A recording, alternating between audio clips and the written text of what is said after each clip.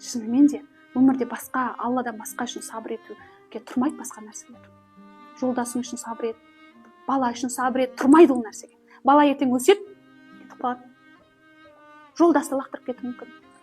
Сізге опасыздық жасауы мүмкін. Мен осы үшін сабыр еттім ғой, осы үшін бәріне көндім деп соңында жылап қаласың. Дұрыс па? Бірақ Алла үшін сабыр етші дейді.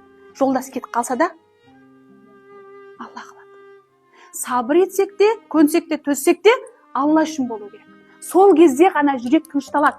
Ашуды жұтсақ та, Алла үшін. Осы шықпасыншы деп ашуыңызды жеңсеңіз, бір күн жасайсыз, 2 күн жасайсыз, 3-ші күн жарыласыз. Сосын не деп айтасыз? Осы уақытқа дейін үндемей келгем дейсіз. Осы уақытқа дейін аузымнан бір сөз шыққан жоқ қой, енді ондай еңдік жоқ. Бұрынғы еңдікті таппайсың.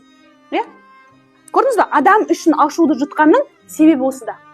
Адам үшін ашуыңызды жұтсаңыз, бір күн ол бәріп жарып шығады да, сіз соны міндет қыласыз. Сондықтан да ашуды да барлығын Алла үшін сабыр ету.